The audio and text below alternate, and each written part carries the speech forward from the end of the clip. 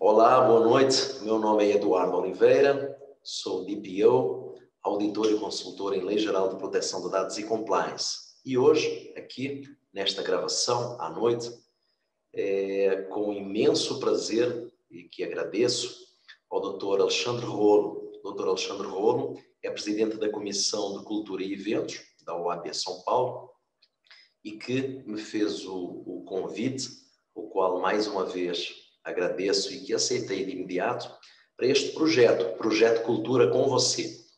Então, iremos falar hoje aqui de Lei Geral de Proteção de Dados. Esta será a minha contribuição para a Comissão de Cultura e Eventos e espero merecer a vossa atenção. Vou fazer alguma explanação aqui sobre, já vou compartilhar uma tela, vou compartilhar uns slides, iremos fazer aqui uma explanação do que são as oportunidades para você, advogado. Quais são as oportunidades de mercado? A Lei Geral de Proteção de Dados, como ela impacta nesta vossa nova atividade, não esquecendo que centenas, milhares, milhões de titulares dos direitos dos seus dados, que somos nós, pessoas físicas, eles estão desprotegidos.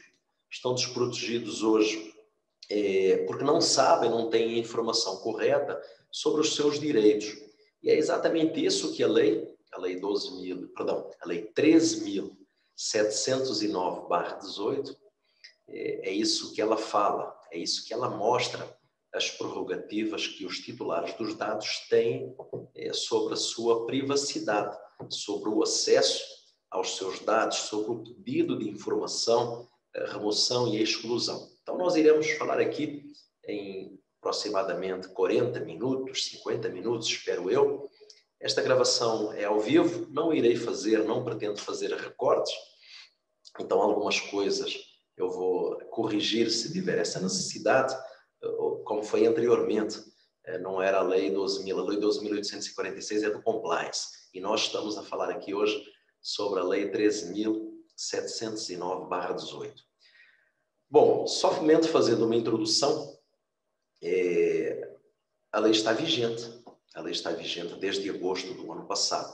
A lei passou aproximadamente 2 anos, de um período de vacatio legis, de 2018 até 2020, e em 2020 a lei tornou-se vigente no finalzinho do mês de agosto. As empresas tiveram 2 anos para se adequar. Durante estes 2 anos houve algumas penalizações e muitas delas hoje, estamos agora no ano de 2021, estamos no mês de maio e muitas empresas acham que devem ficar até ao finalzinho, sem se adequar, que devem correr riscos, e esses riscos custam muito caro.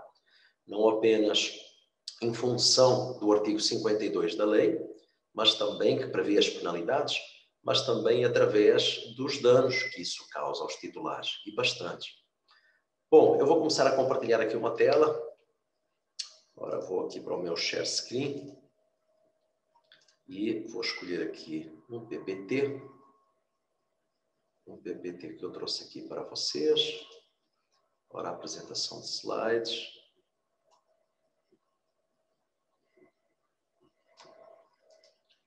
E vou compartilhar convosco aqui. Ok? Bom, espero que esta tela já esteja e já apareça para vocês e a partir dela vamos conversar aqui um pouquinho neste final de dia para mim, uma vez que as palestras são online 24 horas, alguns de vós irão assistir durante o dia. Bom, tudo o que é ao vivo fica mais agradável, mas na verdade precisamos de nos proteger e desta forma fazemos de forma individualizada, mantendo aqui os padrões de segurança. Eu estou no escritório hoje, olho aqui para o meu lado esquerdo, para o meu lado direito, estou sozinho e aproveitei um momento para fazer esta gravação. Por isso me encontro sem a respectiva máscara. Pois bem, é um projeto, como falei, um projeto da Comissão de Cultura e Eventos, a OAB São Paulo. Espero que seja do vosso agrado, são palestras online e irão estar disponibilizadas no site culturaconvocê.oabsaopaulo.org.br. Bom, deixo aqui o meu currículo. Eu sou graduado em Engenharia, pós-graduado em Gestão, até para que nós nos conheçamos melhor. Tenho especialização em Auditoria Externa, tenho especialização também em LGPD pela Escola Nacional de Magistratura, aqui já no Brasil. Sou especialista em Compliance e Governança Corporativa há mais de 2 décadas. Sou professor também, convidado de 2 universidades, não vou fazer aqui menção e publicidade a cada uma delas, mas são ótimas universidades. Sou professor do curso de LGPD e Compliance. Como falei, sou auditor no dia a dia profissional. Sou membro da comissão do IBDE, sou membro da ANPPD.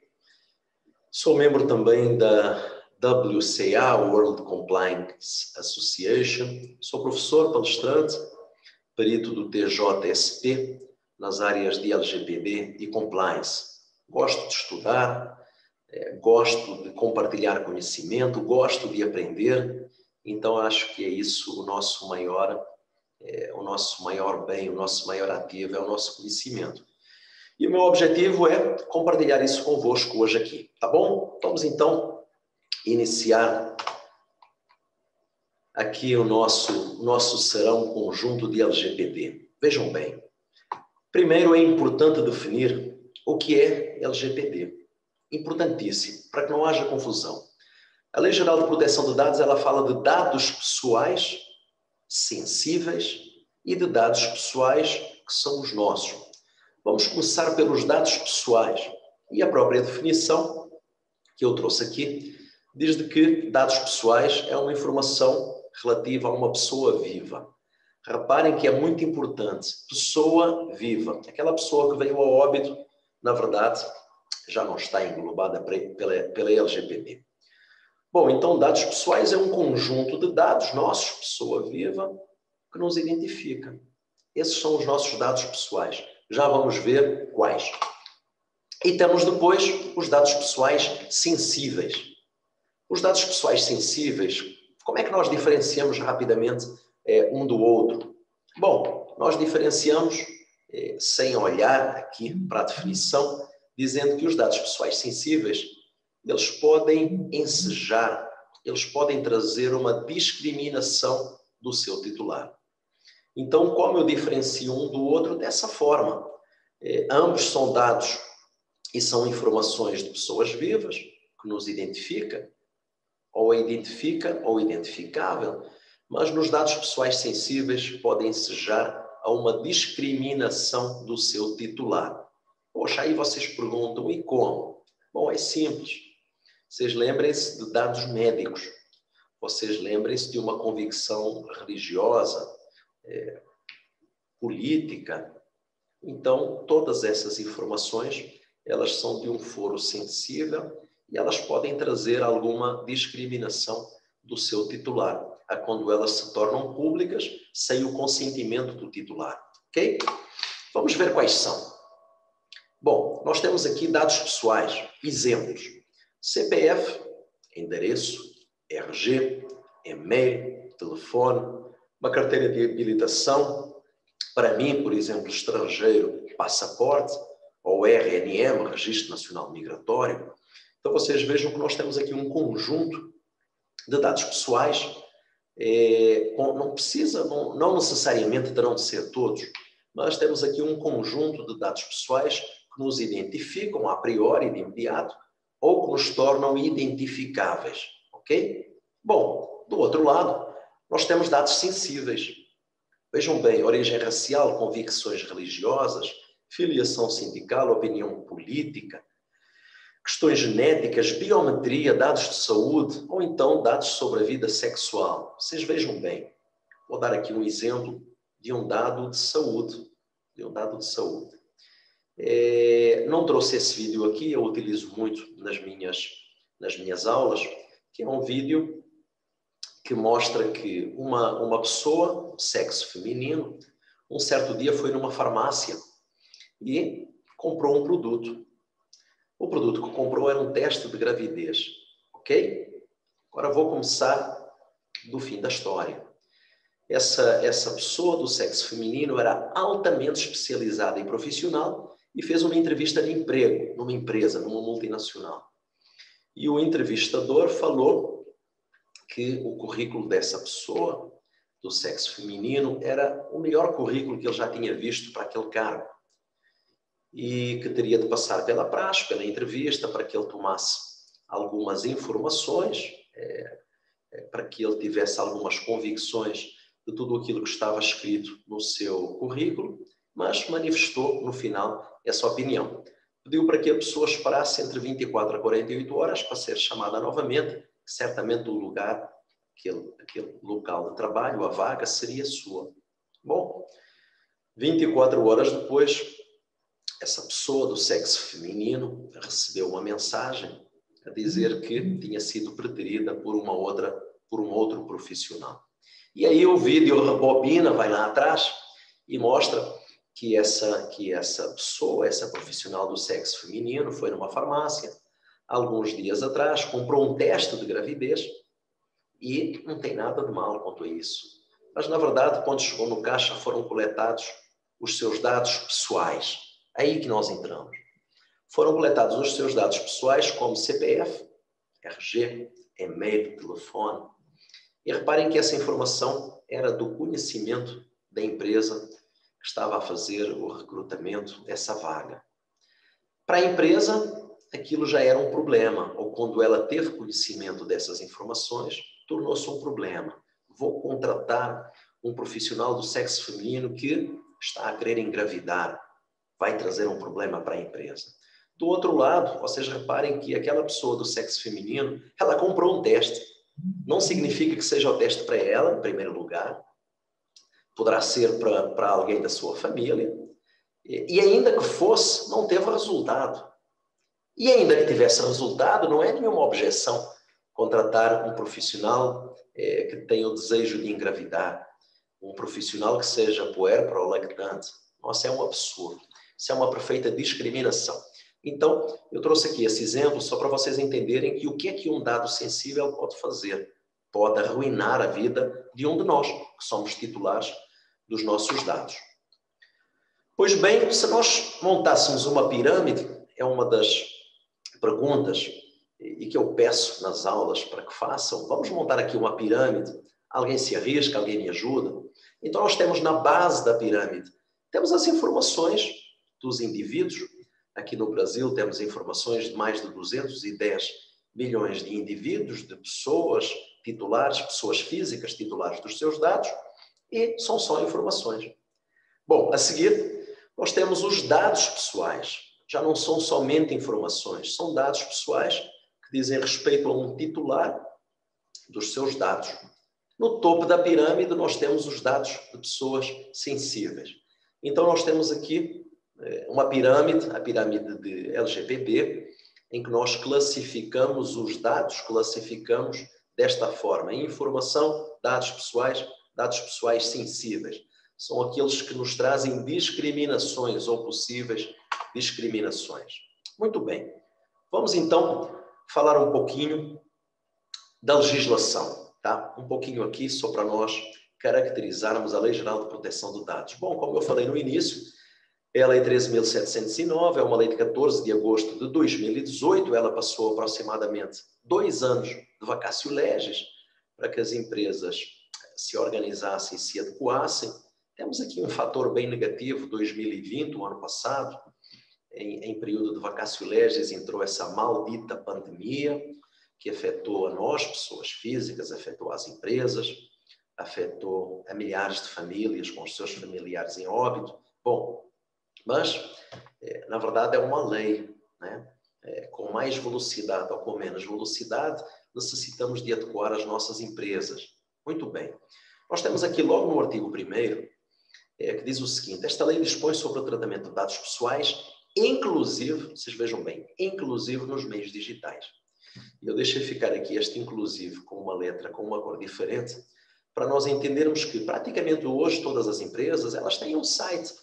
Um site nunca foi tão necessário para o momento atual de pandemia, onde fecha loja, abre loja, fecha empresa, abre empresa. Bom, e é inclusive nos meios digitais se fazem coletas de dados. É uma necessidade. Ah, mas não vou fazer mais. Faça sim. É uma necessidade. Só que tem que cumprir regras. Ok? Então, o artigo 1º traz esta informação bem precisa, inclusive nos meios digitais.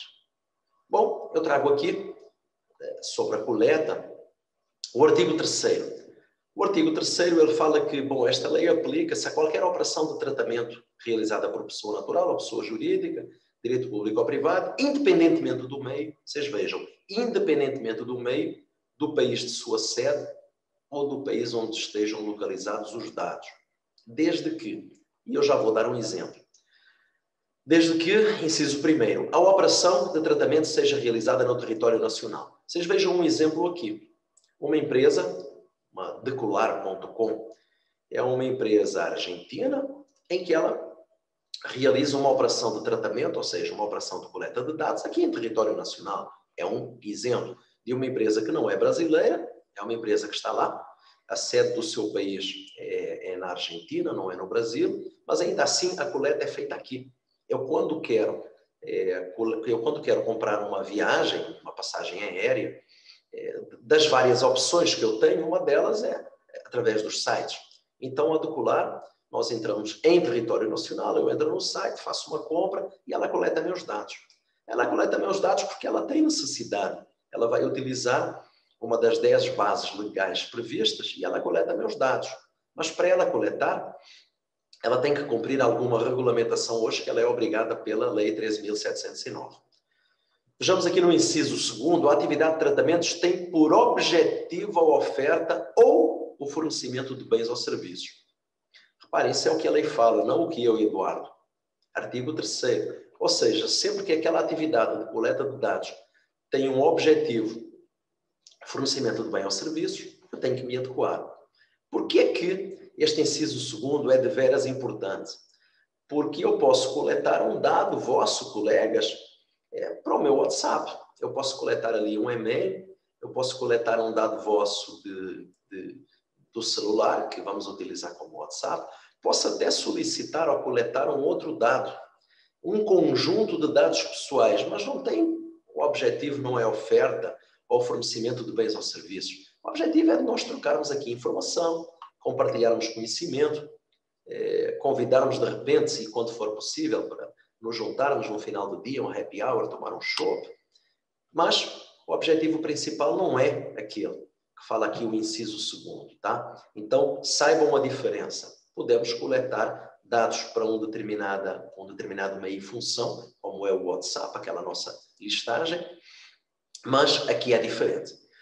E no inciso 3º diz que os dados pessoais objeto do tratamento tenham sido coletados no território nacional.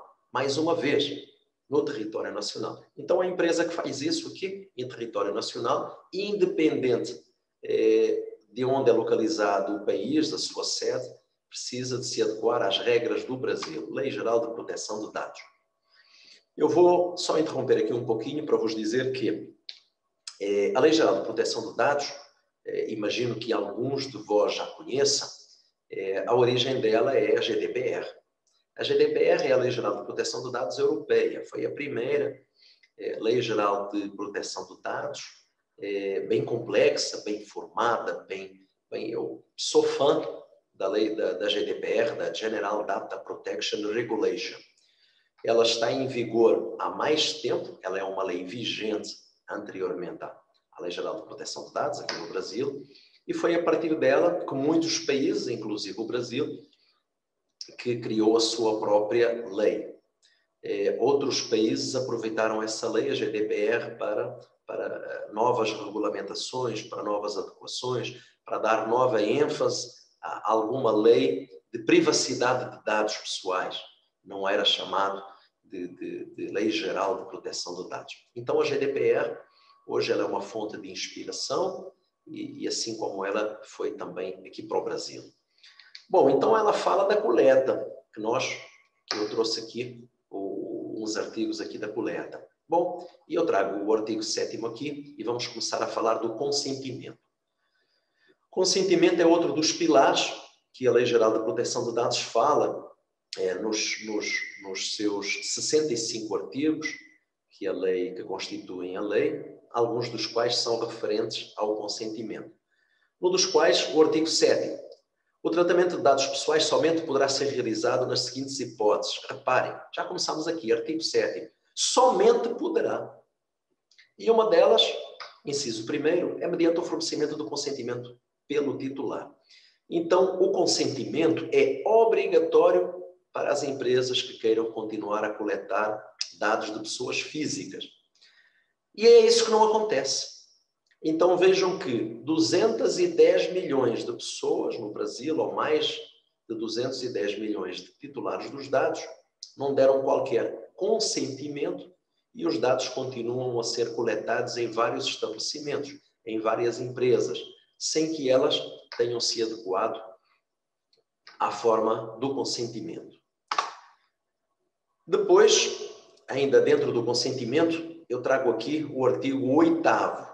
O artigo 8º diz o seguinte: o consentimento previsto no inciso 1º do artigo anterior, do artigo 7º, deverá ser fornecido por escrito. Olhem só como é que esta lei, que eu considero bastante rigorosa e precisa, muito embora ainda a minha opinião é que algumas adequações virão entretanto e doravante, mas reparem que esta lei, que este consentimento deverá ser fornecido por escrito ou outro meio que demonstra a manifestação de vontade do titular. Ou seja, não podem as empresas coletar os dados de uma forma errada, sem consentimento, e alegar que o consentimento foi obtido por boca a boca. Não cabe mais isso. A própria lei fala, escrito ou outro meio que demonstra a manifestação de vontade do titular. Por exemplo, caso nós façamos a coleta de dados via site, através de um site, como nós vimos logo no artigo 1º, então nós deveremos criar condições para que o titular demonstre a sua vontade para o seu consentimento. E vejam aqui, no parágrafo 1º do artigo 8º, o que é que fala?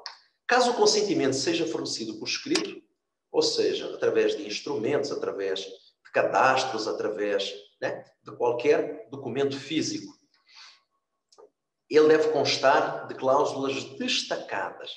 Bom, na minha opinião, e a minha análise significa que cláusula destacada, eu não preciso de colocar ali naquele documento, naquele instrumento, naquele cadastro, em que todo o documento é redigido com uma letra tamanho 11, 12, e eu não preciso de criar uma cláusula destacada tamanho 20.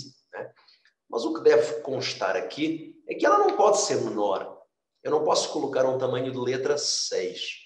Ou seja, que notoriamente aquela letra ela acaba por ser menor que as demais do contrato e isso não é mais permitido. Vejamos aqui o parágrafo 2º do artigo 8º, que ele fala ainda bem direto. Cabe ao controlador, aqui o controlador é a empresa que coleta os dados, cabe ao controlador o ônus da prova, que o consentimento foi obtido em conformidade com o disposto nesta lei. Cabe ao controlador o ônus da prova. Então, numa qualquer notificação extrajudicial que o titular dos dados faz contra uma empresa, eu vou perguntar ao controlador, à empresa, como é que ela obteve, onde é que ela tem o meu consentimento para aquela coleta de dados, porque a toda hora me incomodam, via e-mail, via celular, e me incomodam tanto que em determinadas vezes isso cria um constrangimento.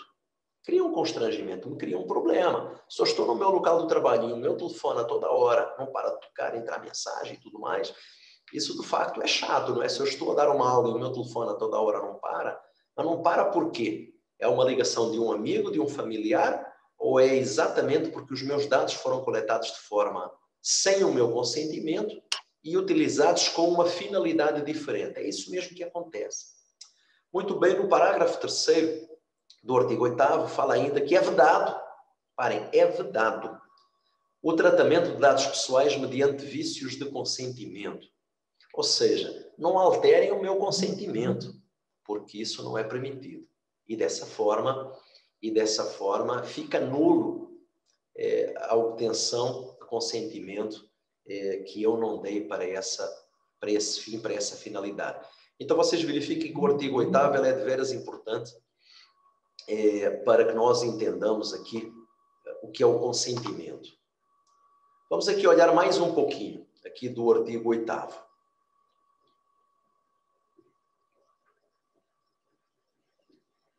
Como eu vos falei, não irei fazer cortes. Quando eu não conseguir aqui no finalzinho deste dia de hoje falar mais, eu vou pedir auxílio aqui da minha água. Então, no slide anterior, nós estávamos no parágrafo 3º, vamos aqui verificar o parágrafo 4º. O consentimento deverá referir-se a finalidades determinadas e autorizações genéricas para o tratamento de dados serão nulas. Ou seja, não podem obter o meu consentimento e dizer que o consentimento é válido para tudo. Nem pensar. Essa autorização genérica não cabe mais.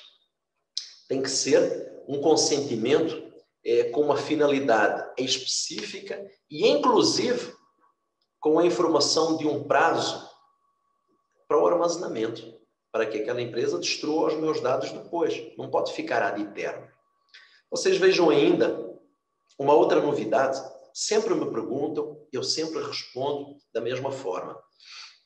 As empresas, elas têm que seguir determinados pilares. Pilar do consentimento, pilar do tratamento, pilar da informação. E agora temos aqui um pilar da transparência. Vejam bem o que diz aqui o inciso 5º, o parágrafo 5º, perdão. O consentimento pode ser revogado a qualquer momento. Qualquer momento, eu, Eduardo, titular dos meus dados, eu posso revogar aquele consentimento que eu dei lá anterior, mediante a manifestação expressa do titular por procedimento gratuito e facilitado. Ou seja, é a obrigação da empresa, de todas as empresas que coletam dados, elas criarem aqui um canal exclusivo para conversar com o titular, e esse canal deve ser gratuito, procedimento gratuito e facilitado. Ora, um procedimento gratuito é um 0800. Eu pego de qualquer telefone que eu tenho e eu ligo para aquele 0800 e falo, olha, a partir de hoje, eu dei o meu consentimento lá atrás, muito bem, mas a partir de hoje, por qualquer motivo que eu não tenho nem que explicar, mas eu não quero mais que os meus dados se encontrem na vossa base de dados. E por isso, eu estou a manifestar aqui a minha vontade, através deste 0800, que agradeço que vocês tenham criado. Eu estou aqui a manifestar e a pedir para que vocês façam a exclusão dos meus dados. Mas vejam bem, se eu estiver num local que eu não tenho telefone, não tenho celular, não tenho sinal, eu vou ficar sem o direito de exercer esta minha prerrogativa de titular, que me é concedido aqui, no parágrafo 5º deste artigo 8º, não. Então, eu tenho uma outra forma facilitada, um e-mail. Então, através de um e-mail e através de um 0800, as empresas necessitam de criar um canal, empresas, pessoas jurídicas, necessitam de criar um canal de comunicação entre elas e o titular. E elas eu vou colocar entre parênteses, tá? Eu já vou falar mais adiante que esse canal não é operacionalizado nem fornecido pela empresa, mas sim pelo DPO, tá? Está mencionado no artigo 41 da Lei Geral de Proteção de Dados. Mas o titular de dados não sabe, quem sabe é a empresa. Para todos os devidos efeitos, esse canal é um canal disponibilizado pela empresa para que ele possa ter direito e exercer a sua vontade quando quiser. Muito bem, temos mais aqui a parte 4 do consentimento. Eu chamo especial importância aqui ao artigo 14.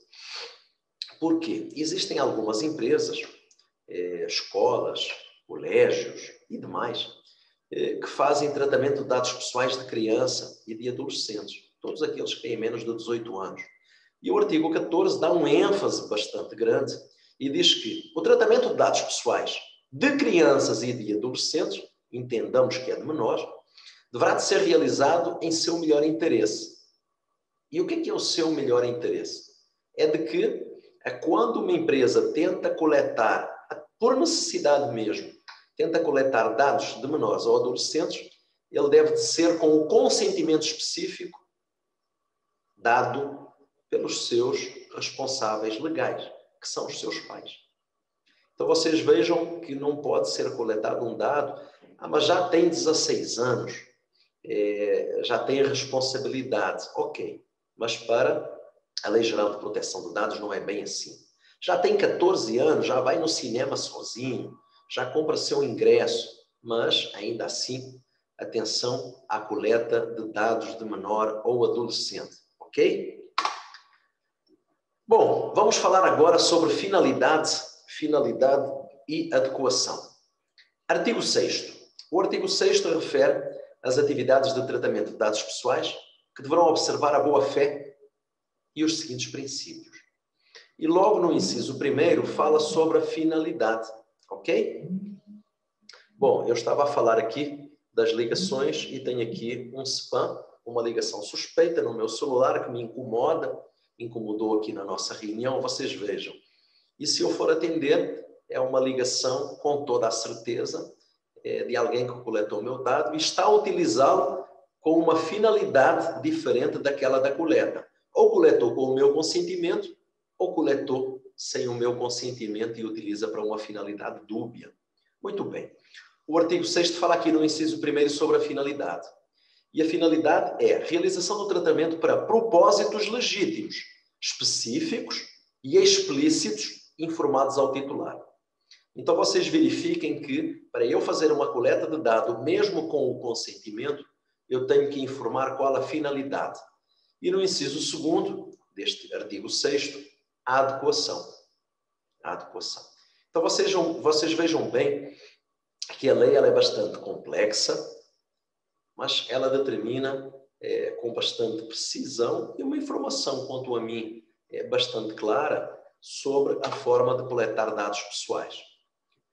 Trago aqui, de uma forma bem abreviada, os direitos dos titulares, e são muitos, não apenas o artigo 18, que eu trago neste slide explicativo, mas o direito dos titulares, ele se perpetua entre vários artigos aqui, os mais de 65 artigos que a Lei Geral de Proteção de Dados fala. E vejam só, um deles é logo no inciso 1º, confirmação da existência do tratamento, ou seja, o titular dos dados pessoais, que somos nós, pessoas físicas, tem direito a obter do controlador, ele tem o direito em relação aos dados do titular por ele tratados. Ou seja, todos os dados que foram coletados de um titular, de uma pessoa física, o titular tem o direito, de que forma? Através daqueles canais, lá atrás, que é uma obrigação da empresa. Então, através desses canais, ele tem direito de ligar e confirmar a existência da coleta de dados. Ele tem direito ao acesso aos dados, ou seja, quais meus dados que vocês têm? Vocês têm meu dado de convicção religiosa, biometria, RG, CPF, RNM, passaporte, quais dados que vocês têm meus? Então, ele tem direito a essa informação. Ele tem direito também de pedir anonimização. Por exemplo, o meu nome ele é composto por vários, o meu nome completo é composto por vários nomes. Eu utilizo no meu dia a dia profissional Eduardo Oliveira, mas entre o Eduardo e entre o Oliveira existem mais nomes aqui no meio. Bom, se alguém coletou o meu nome completo, eu posso ligar e dizer, não tem problema, pode continuar com o meu nome aí na base de dados e cadastro, mas anonimiza, por favor. Ou seja, retira os demais nomes entre o Eduardo e entre o Oliveira e dessa forma o meu nome fica anonimizado. E quando ele fica anonimizado, o que é que isso significa? Que se eu fizer uma busca de nomes, eu, por Eduardo Oliveira, poderei ter dezenas ou centenas ou milhares de homónimos. Enquanto que com o meu nome completo, a probabilidade de eu ter algum homónimo é menor. Então, a anonimização serve exatamente para isso, para descaracterizar um dado pessoal. Tenho ainda aqui a possibilidade e um direito do titular, que é no inciso 6º, da eliminação. Mesmo que o meu dado tenha sido coletado com consentimento, eu vou lá e eu peço a eliminação e pronto. Eu não tenho que dar nenhuma satisfação. Posso pedir a revogação do consentimento, de acordo com o artigo 8º que vimos anteriormente. Revogo, não quero mais. Retira e apaga e o meu dado desaparece daquela base de dados. Muito bem. Ainda assim, vocês vejam que o titular de dados pessoais tem o direito de peticionar em relação aos seus dados contra o controlador, perante os órgãos de fiscalização. Então, nós verificamos que o titular dos dados, ele possui uma série de direitos, é por isso que existe a Lei Geral de Proteção de Dados, e quem tem que respeitar os seus direitos são as empresas que fazem essa coleta de dados, ok? Bom, em várias capacitações e treinamentos que eu dou a empresas, uma das perguntas a meio da capacitação doutor, me fala o seguinte, a nossa empresa, ela se enquadra em alguma exceção, porque eu tenho que cumprir aí muitas fases para poder coletar os dados pessoais dos titulares. Eu digo, bom, então vamos aqui diretos para o artigo 4º. O artigo 4º é o único que fala das exceções, ok? Bom, eu vou ler. Bom, esta lei não se aplica às seguintes opções de tratamento. Ora, realizado por pessoa natural para fins exclusivamente particulares e não econômicos, que é aquela coleta que nós fazemos uns dos outros, dos nossos celulares, para fins particulares. Se é ou não econômico, virá ou não depois, mas a finalidade, de facto, é exclusivamente particular. Bom, depois temos aqui uma exceção para a área jornalística e artística. Atenção que a exceção não é grande. Tenho visto bastantes notificações extrajudiciais e algumas ações na área jornalística e na área artística. Então, cuidado, que a exceção não é num lato sensu. Cuidado.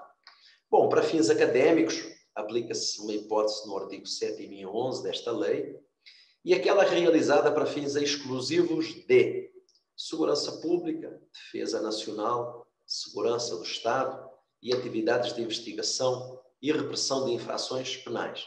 Se a sua empresa se adequa, se a sua empresa se enquadra, em algumas dessas exceções do artigo 4º, muito bem. Se não se enquadra, então não será exceção.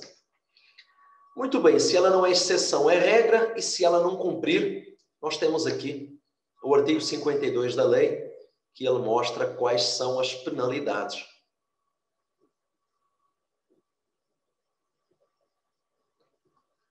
Bom, temos uma primeira penalidade, que é uma advertência, a quando qualquer órgão de fiscalização que é provocado, ele vai até ao local. Se ele é provocado, tem o dever de averiguar essa queixa, né? Então, que é uma outra benesse e que vem da GDPR, que é como o órgão fiscalizador sabe, é a possibilidade de ser provocado através do site dos órgãos de fiscalização. Nós podemos efetuar uma reclamação, uma denúncia, e com isso o órgão é obrigado a fazer essa averiguação sobre provocação. Então nós temos primeiro aqui uma advertência, mas vejam só, com indicação de prazo para adoções de medidas corretivas. A lei não fala aqui no inciso primeiro qual é que é o prazo. Qual é que é? Pode ser 1 dia, 5 dias, 10 dias, ela não fala. Então vai depender ainda do bom humor de quem for lá fiscalizar. Mas vocês reparem, certamente não vai dar 3 meses, 4 meses, 6 meses para uma organização se adequar. Então significa que mesmo que ela inicie a adequação hoje, ela não vai cumprir dentro do prazo que foi dado, não vai ser possível de cumprir a sua adequação. E por isso, ela vai se enquadrar aqui no inciso 2º, multa simples, que vai de 2% até um limite de 50 milhões de reais. Vejam só ali, por infração, tá? Por infração. Inciso 3º, a multa é diária. Inciso 4º, reputação negativa, que é a publicação da infração no site do controlador. E ainda tem a possibilidade, no inciso 5º, de bloqueio dos dados. Ou seja, sem advogado não tem justiça, e uma empresa que tenha sido autuada, ela tem o direito à sua defesa. Bom, mas até que ela se defenda e até que saia a sua condenação ou não, ela vai ter o bloqueio dos dados da sua base de dados. É o mesmo que dizer que a empresa morreu, porque ela não tem mais acesso aos dados. E os dados são o maior ativo de uma empresa. Vocês imaginem um banco com os dados bloqueados, um colégio com os dados bloqueados, uma empresa de eventos com dados bloqueados. não funciona mais, ok? Então, este é o artigo 52, é o capítulo da fiscalização. Pois bem, quem é obrigado a se adequar? Vamos olhar aqui todos para verificar quem é obrigado a se adequar. Pois bem, universidades, clínicas médicas, colégios, hotéis, pousadas, grandes marcas, lojistas, concessionárias, organizações religiosas, clubes, supermercados. Com isto, eu quero informar aos senhores advogados que quantos clientes, pessoa física vocês têm, aonde os dados coletados dentro deste universo de CNAEs, de empresas, de códigos de atividade, e que eles ficam confusos. Essas pessoas físicas, elas ficam confusas. Quais os direitos que elas têm? Apesar de elas ficarem confusas, entendam que elas estão revoltadas, chateadas.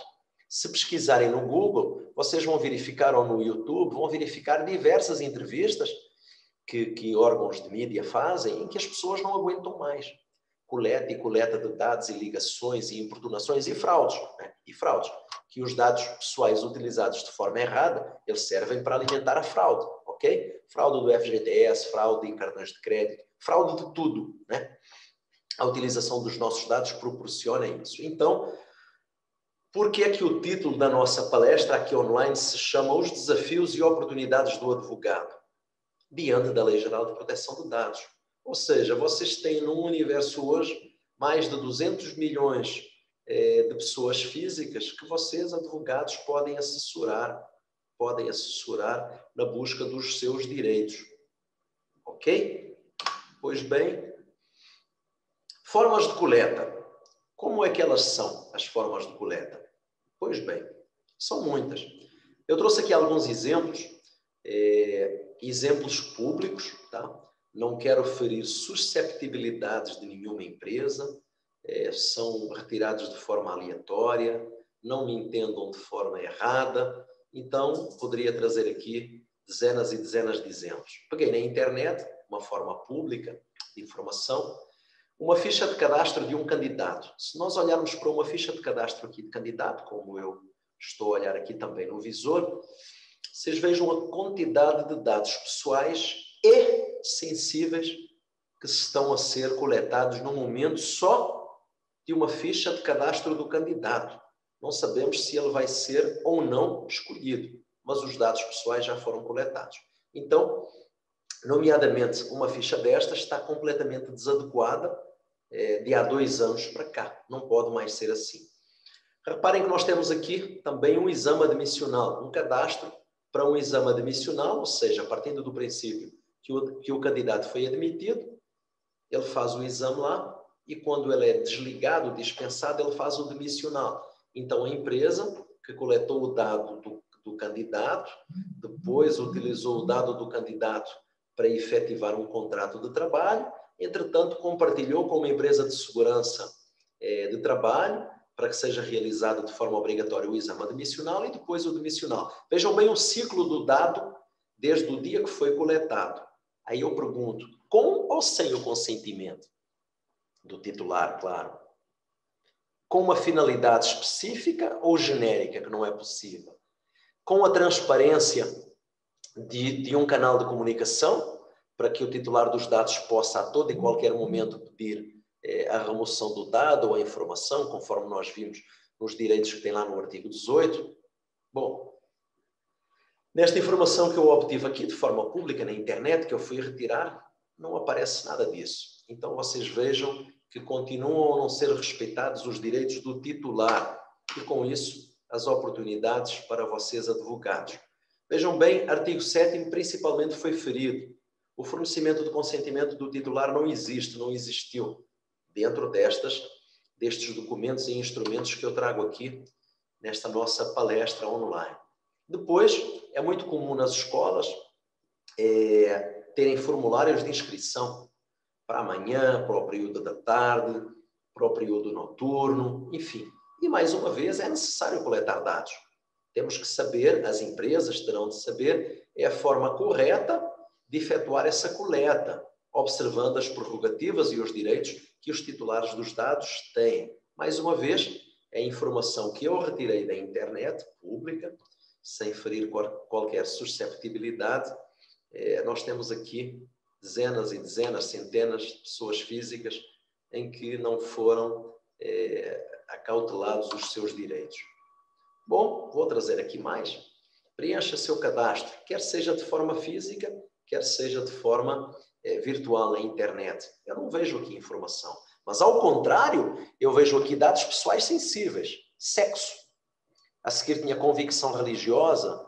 Enfim, dados, biometria. Então, nós temos aqui uma série de coleta de dados sensíveis. Pois bem, mais uma vez, está ferido o artigo 7º no seu inciso 1º e demais. Ora, trago aqui, na área da imobiliária também, propostas de locação. Eu não vejo, ainda hoje não vejo, esse cuidado com o titular dos dados, porque afinal os dados são coletados, ficam armazenados numa base de cadastro, sem qualquer proteção, sem qualquer direito que o titular tem. Quando nós vamos numa concessionária, a mesma coisa.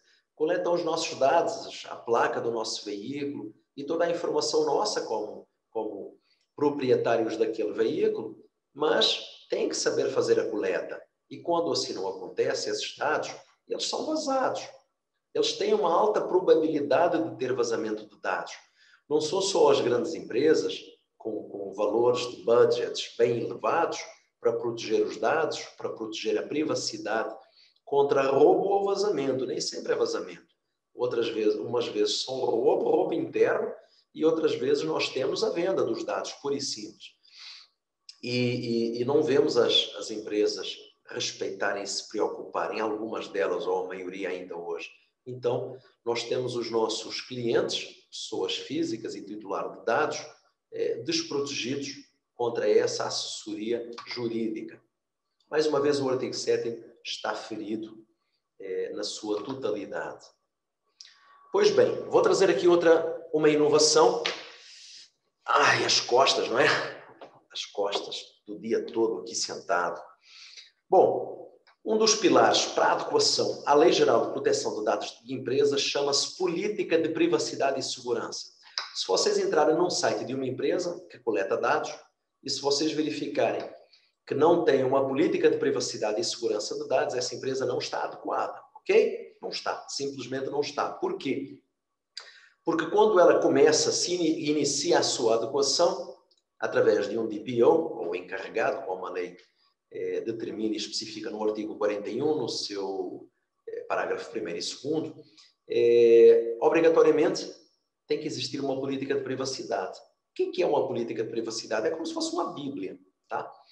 E ela obriga a que tenha aqui alguns itens das informações gerais, do acesso, dos dados coletados, forma e finalidade, do armazenamento, como é que é feito o armazenamento e onde é feito, da retificação, exposição, exclusão de dados, dos cookies, os famosos cookies, do operador. Este item 8º, ele é de extrema relevância. Operador, controlador e encarregado. O controlador é a empresa, o operador é alguém que a empresa escolhe de dentro da empresa para ser o seu operador. O operador quem é?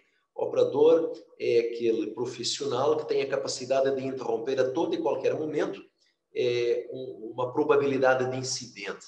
Então, o operador é alguém de dentro da empresa, é encarregado, é um terceirizado, porque não tem conflito de interesse, não tem aquela subserviência, não tem conflito de interesse, tem independência.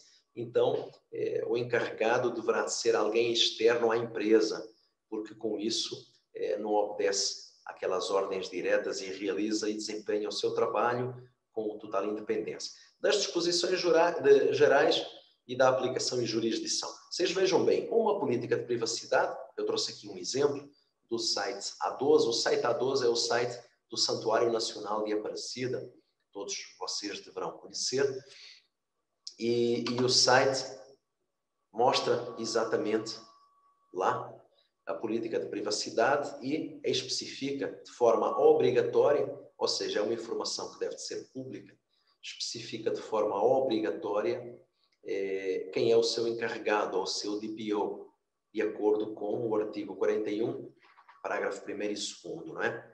A identidade e as informações de contacto do encarregado, de acordo com a lei, deverão ser divulgadas publicamente, de forma clara e objetiva, preferencialmente no sítio eletrónico do controlador. Isto é o que a lei fala. Então, vocês vejam, quando consultam um qualquer site onde são efetuados coleta de dados e que não tem política de privacidade, é grave. E quando tem uma política de privacidade do tipo Ctrl+C, Ctrl+V, ou seja, copia e cola, ela não vai poder especificar o seu encarregado, porque não tem. Porque alguém foi num outro site vizinho, copiou e colou. E às vezes cola de forma errada. Ainda traz os dados da outra empresa onde foi buscar a informação. O que eu quero dizer aqui é que é uma necessidade, uma política de privacidade. Então, se uma empresa coleta os dados do meu cliente pessoa física, a primeira coisa que eu vou fazer é entrar no site dessa empresa e verificar se ela cumpre as regras da política de privacidade, se me dá todo aquele conjunto de informação, ok? E esta é uma delas, a definição do encarregado, porque é obrigatório. Uma outra informação obrigatória é esta: canais de informação e exclusão de dados. Vocês vejam que a empresa, de forma transparente, deve informar uma forma gratuita e facilitada. É um canal de comunicação, ok?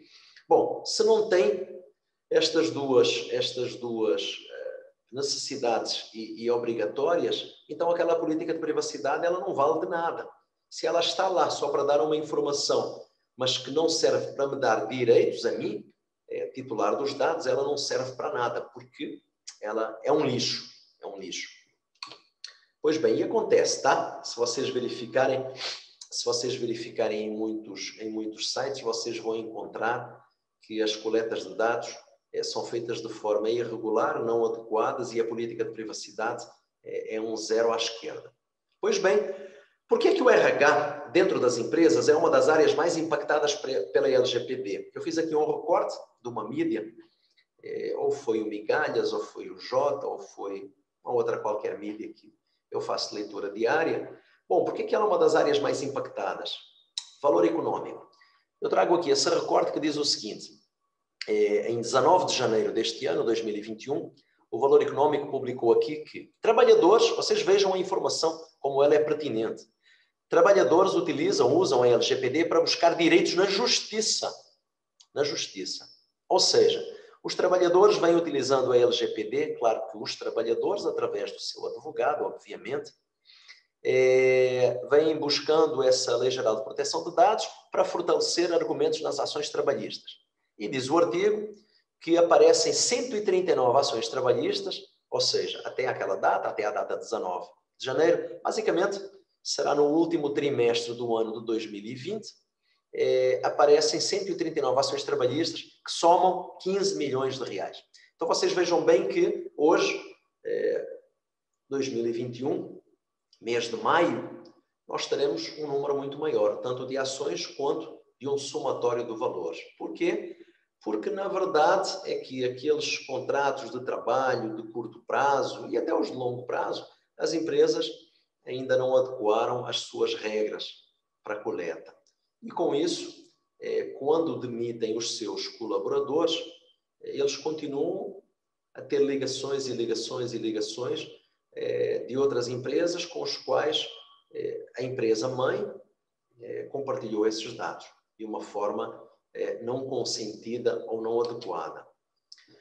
Pois bem, eu trago aqui já um exemplo de algumas condenações. A Cyrela, em 30/9, o ano passado, Cyrela é multada em 10 mil reais por infração à Lei Geral de Proteção de Dados. Ou seja, a primeira construtora, 30/9, significa que a lei já tinha entrado em vigência. A lei entrou em vigência em agosto, finalzinho de agosto do ano passado, 2020. Logo após a entrada em vigência da lei, a Cyrela foi multada. Por quê? Por danos. Não foi nem utilizado o artigo 52, conforme previsto na lei 13.709. É por danos. Ela causou um dano ao seu titular. Ela não cumpriu todas as diretrizes que a lei determina que sejam cumpridas, artigo 6º, artigo 7º, artigo 18º, então, e por isso ela compartilhou os dados. Então, vejam, ela causou um dano. E na ação, o juiz entendeu que, na realidade, houve um assédio por diversas vezes de empresas sem que o titular dos dados tivesse autorizado o consentimento e aquela finalidade. Trago aqui um exemplo, este exemplo é meu. Em 16 de outubro do ano passado, às 20h41, o meu e-mail que está aberto em várias plataformas, não é? Dizia assim, notificação urgente. Eu digo, bom, notificação urgente certamente será devido a algum cliente e o órgão fiscalizador está-me a notificar que eu sou o DPO responsável pelas empresas, pessoas jurídicas. Quando eu vou abrir o e-mail, que vejo notificação urgente para não perder prazo, né? Eu vejo que o corpo do e-mail me chama de Simone, diz, caro cliente, Simone de Araújo Vicente. Bom, Simone não sou eu. Bom, fala que me vai protestar por uma dívida minha no cartório e o autor é o Banco Bradesco. Bom, isto causou ou não causou um dano à minha imagem, à minha reputação? Obviamente que sim. Obviamente que sim. Então, vocês verifiquem que estas informações erradas, trocadas, é porque existe a venda de e-mails dos nossos dados, dos meus e dos seus também. Você que nos está a assistir em sua casa, no seu home office ou no seu trabalho, saiba que os seus dados são tão vendidos quanto os meus, porque eles são coletados de forma indevida e compartilhados sem o nosso consentimento. E o que dá origem a estas confusões. O resto da história eu não preciso de contar como é que eu procedi a quando recebi este e-mail. Bom, mais uma condenação aqui recente, 26 de maio de 2020. Gerente de farmácia, esta história vocês devem conhecer, a história do Dr. Davi Uip. Se não conhecem, por favor, depois entrem rapidamente aí na internet, no Google, e vocês vejam que o Dr. Davi Uip, um infectologista famoso, com uma excelente reputação na sua área, mas o gerente de farmácia vazou a receita do Dr. Davi Uip. Era uma receita que tinha uma prescrição de cloroquina. Bom, não pode vazar, não pode tirar foto, não pode comprometer e violar a privacidade dos dados do Dr. Davi Uip sem o seu consentimento. E por isso, o Dr. Davi Uip entrou com um processo quando essa situação se verificou, essa receita médica passou por todos os grupos do WhatsApp, enfim. E agora, uma condenação. O gerente foi condenado a pagar 11 mil reais por divulgar a receita de cloroquina, ou seja, por divulgar uma informação e um dado pessoal sensível de forma não consentida. O pedido era muito maior, mas o juiz acabou por condenar apenas em 11 mil reais. No meu parecer, é pequena a punição. Ela não deve servir para que o autor tenha um enriquecimento ilícito, mas ela também não deve ser tão branda para que o réu possa, ou a empresa possa descumprir, tendo a noção de uma impunidade. Bom, esta condenação foi apenas à pessoa física, ainda falta a condenação da pessoa jurídica da farmácia, que todos nós da área estamos expectantes por saber o valor, mas certamente é um valor elevado. E por que é que eu falo isso? Porque vou-vos mostrar aqui um exemplo já na frente. Bom, se vocês são clientes da Unimed, saibam que os dados também foram vazados, dados pessoais sensíveis, como logins, e-mails, planilhas financeiras, exames de pacientes, dados pessoais sensíveis, certidões de óbito. Sabemos que dados pessoais de quem já foi a óbito não é considerado na lei, imagens de raio-x. Vocês vejam bem, isso é inadmissível que qualquer empresa, qualquer plano de saúde, sendo Unimed, Sul América ou outro tal, não cumpra. É inadmissível uma situação dessas. Vocês vejam, eu trouxe aqui outro exemplo de uma situação que aconteceu na Finlândia.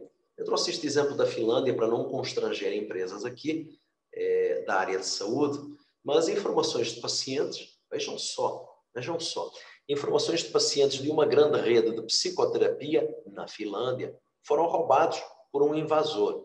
Bom, mas foram roubados porque esta empresa não protegeu devidamente os dados dos seus titulares. O armazenamento não era seguro, não cumpriu aquilo que a legislação determinava.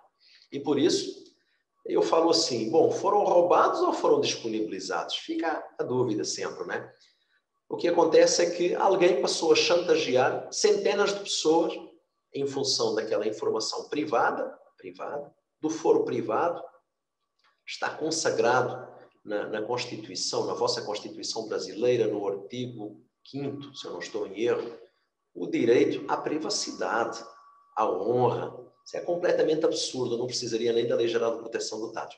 Então, vocês vejam o que é que uma empresa não adequada devidamente, em todas as fases que os 65 artigos da lei refere, pode ter de prejuízo. E com isso, mais uma vez eu refiro, quais são as oportunidades do advogado? É de proteger a pessoa física, o seu cliente. E por isso deve conhecer a lei para que possa proteger devidamente. Um caso aqui bem recente, 3 de março de 2021, uma jornalista, eu acompanhava o Twitter desta jornalista, e ela rapidamente, numa farmácia na capital paulista, na Avenida Paulista, ela entrou e vocês vejam, o profissional que adequou ou adequa aquela empresa, aquela rede de farmácias, falou que não vai pedir mais, falou para que não pedissem mais o CPF dos dados, do titular dos dados, não pedissem mais o nosso CPF a cada venda, a cada transação, e que passasse a pedir a biometria. Gente, quando eu vi este Twitter da jornalista Amanda Rossi, eu ri, não é? E fiquei a acompanhar o dia todo. E ela, como é jornalista, né, bem entendida na matéria jornalística, e ela foi escrevendo milhões de seguidores ali a comentar rapidamente. É um absurdo. Como é que vai pedir uma biometria? Biometria é todo um dado processado, um dado bastante sensível, é um absurdo. Muitos de vocês não têm nem um passaporte atualizado, um passaporte com uma tecnologia de biometria. Então, vocês vejam que isso é um absurdo, né? Bom, farmácias, de facto, é um absurdo mesmo na coleta de dados sem consentimento, ainda hoje, tá? E por isso, vocês vejam que continua ainda hoje, que estamos no ano de 2021. Mas lá atrás, em 2018, a Drogaria Araújo, e é uma informação pública, não quero de forma alguma trazer algum prejuízo a alguma empresa pela informação, mas é uma informação pública, ela é multada em mais de 7 milhões por condicionar descontos a fornecimentos de CPF. Lá atrás, em período de vigência, né, o chamado período de vacatio legis da lei, já aconteceram situações destas, que são inéditas no Brasil. Agora vocês imaginem hoje com a lei vigente, né? Então é um absurdo. Bom, eu estou a falar de São Paulo e estou num projeto da OAB de São Paulo, projeto Cultura com Você, e trouxe aqui mais uma informação de São Paulo. Não tenho conhecimento que esta lei, a Lei 17.301, que ela existe em outros estados. Não tenho esse conhecimento. Se alguém tiver posteriormente, vamos conversar um pouquinho, que eu vou deixar o meu contacto no final destes slides, que está quase a terminar aqui esta nossa palestra.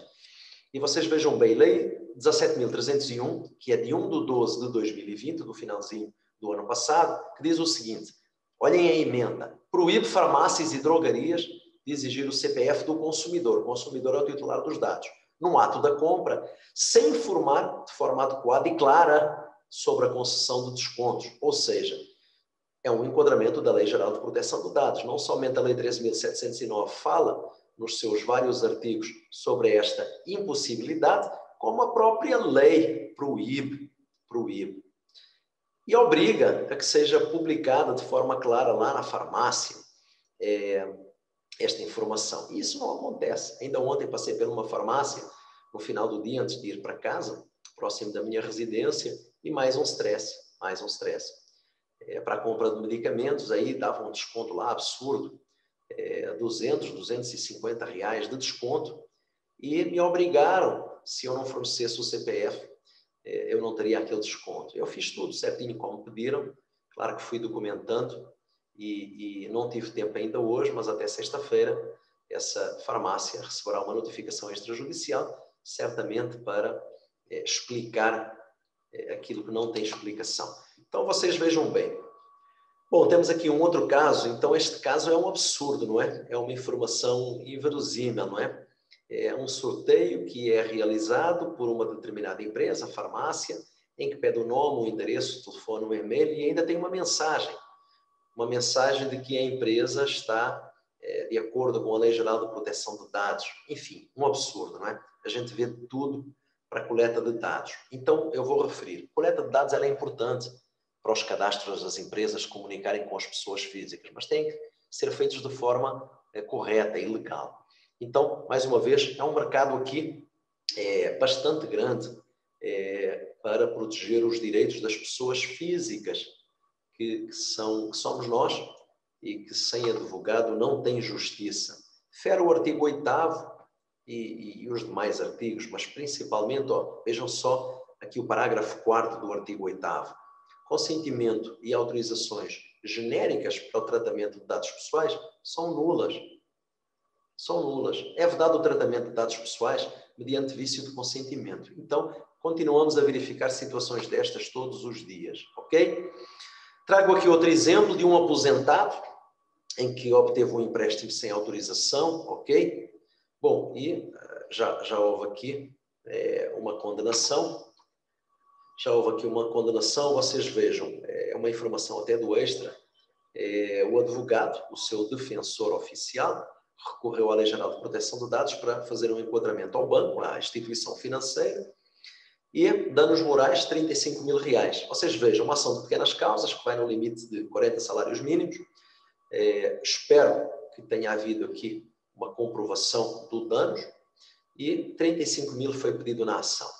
Então vocês vejam só como é que é utilizado a Lei Geral de Proteção de Dados hoje para proteger os dados.